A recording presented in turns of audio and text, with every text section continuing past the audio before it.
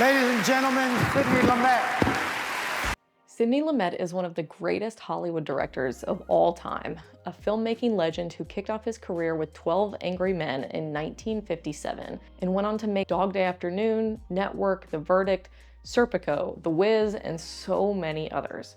Lumet was known for extensive pre-planning and rehearsals, crafting his strategy as much as his creativity to make some of the best movies in cinema history. But to better illustrate how his methodology paid off, hear it from his longtime script supervisor, Martha Pinson. One day, on A Stranger Among Us, we had a 7 a.m. call in the jewelry district to shoot a multiple camera action sequence including stunts. We did 48 setups to complete the work and wrapped before lunch at 1 p.m. and went home. In this video, we're going to take a look at a few scenes from his final film, Before the Devil Knows You're Dead, a thriller written by Kelly Masterson to show his mastery of blocking and staging actors for maximum emotional impact. It'll be hard to completely avoid spoilers for the film, but I still highly recommend that you check it out, because even when you know the what happens, seeing the how it happens will only make you appreciate it even more. The plot revolves around two brothers, played by Philip Seymour Hoffman and Ethan Hawke.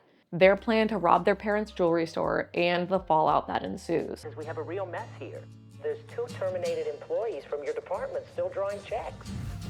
Andy is facing an upcoming audit at work that will reveal he's been embezzling money from the company, so he decides to flee the country.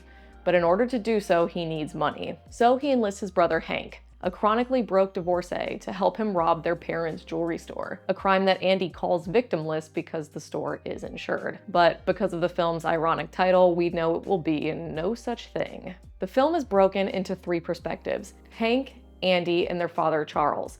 We see the heist and the fallout from all these different angles. But Lumet isn't as focused on the thriller aspects of the film as much as he cares about the emotional stakes and the portrait of an already fractured family unraveling even more. I'm a great believer in calm with drama as a way of increasing tension, because it's not really calm. A whole world is going on inside. It's just that it's very held in, and it's held in and held in until it explodes. And it's that internal drama is what he reveals through blocking. So let's take a look at how Lumet conveys power dynamics, first between the brothers. In one of the film's early scenes, Hank meets Andy out for a drink where he first brings him the idea for the robbery. Andy brings it up casually, speaking in a light manner, a smirk on his face that he might laugh at any second. Lumet frames it in a classic shot, reverse shot, communicating that the men are on an even playing field here, because Andy needs Hank's buy-in. So he doesn't push him, he doesn't lean in or make himself big, he simply maintains the status quo. Later, when Hank decides that he wants in on the robbery, he goes to Andy's office. And again, Lumet frames them at equal heights, both sitting down.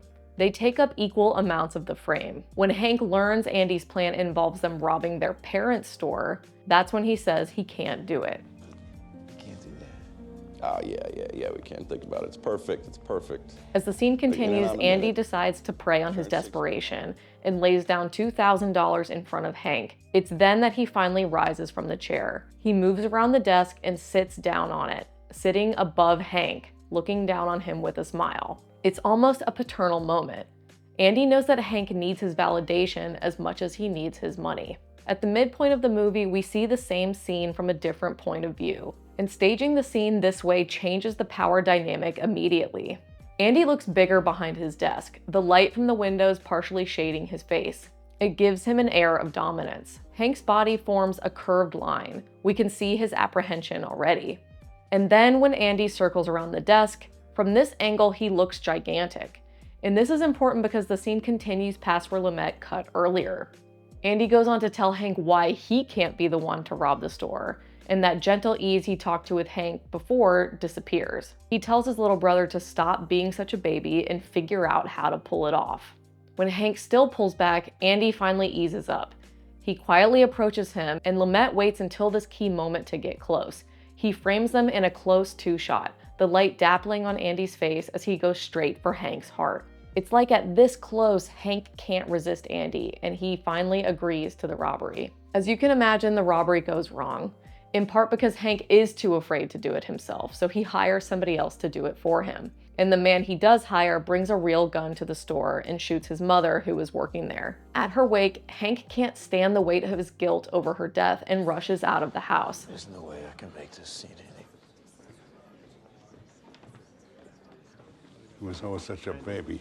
Andy isn't far behind, but he takes refuge in the backyard where his father, Charles, finds him to talk. In this scene, Lumet directs your eye from place to place by figuring the characters into a triangle. Charles, Andy, and Andy's wife Gina are staged to create a clear imbalance. Gina is at the top of the triangle, small and behind a window.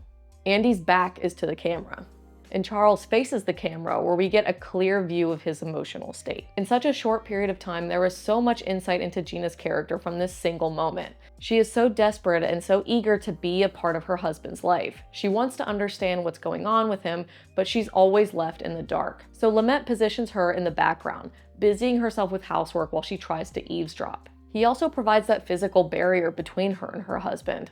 It's a barrier that she'll never be able to breach. Once Charles and Hank get into the meat of their conversation, Lumet cuts Gina out of the scene completely. Andy resents his father Charles for loving Hank more and babying him, as he put it. That's the subtext of this relationship that the scene makes explicit through the dialogue and the blocking. Notice the positioning of Andy to Charles. You have an instant sense of the visual tension, the subliminal power dynamic between them. Lumet stages Charles closer to the camera, dwarfing Andy in the midground. He tells his son, I wasn't able to be the father you wanted.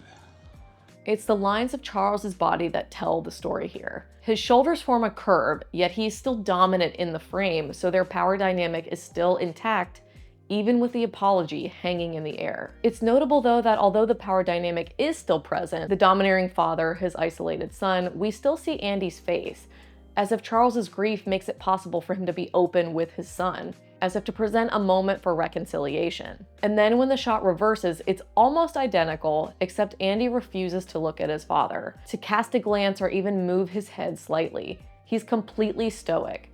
He also does not look to his wife for reassurance. Plus, we don't see Charles's face. We only see his back and the back of his hand as it covers his face. From this angle, there is no openness, as if to communicate that Andy never had any intention of reconciling with his father, even in this moment. And then Andy goes in for an attack. You sure I'm your son? And it's after this line that we finally get another cut, with the camera angled down onto Andy's face this time. The power dynamic fully distorted. Charles's dominance, Andy's isolation. He'll never live up to his father's expectations. It's a great mirror into the earlier scene between Andy and Hank, with Andy playing the corrupted father figure to Hank that Charles does to him. Now, no one would call the dialogue in this scene subtle. It's pretty on the nose, heightened through the grief and the guilt that the characters are experiencing, so you expect that bluntness, and the body language feeds into it. What else is clear here is Lumet's restraint, the obvious pre-planning. The scene is only a few cuts. Each of these shots are small stories within the larger narrative, because blocking tells us what the characters are thinking and what they want beneath what they're saying. One of my favorite moments in the film comes in the form of a long take inside of Andy's apartment after a rough day.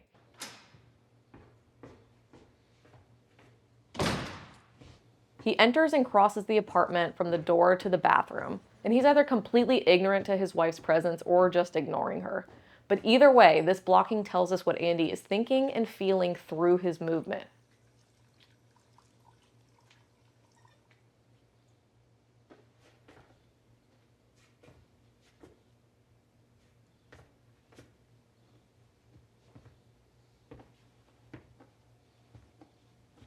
It takes a whole 30 seconds for Andy to acknowledge his wife. Your boss called and he wants you to call him right away. Are you in trouble?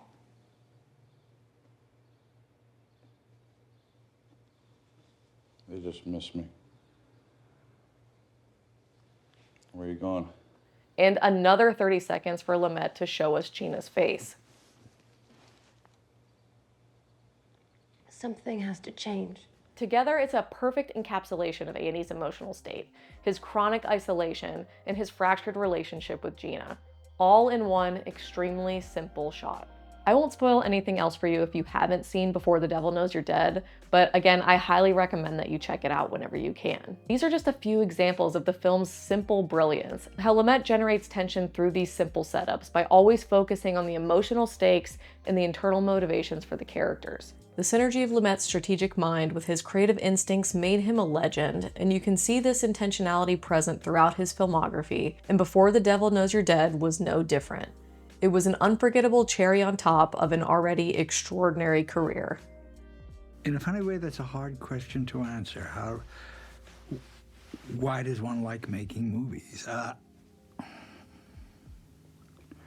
It's really the best job in the world. Thank you so much for watching. If you like this type of content, I hope you'll like, subscribe, and stay a while. And let me know what your favorite Sidney Lumet film is in the comments. I'd love to hear where you first entered his filmography. And I will see you in the next one.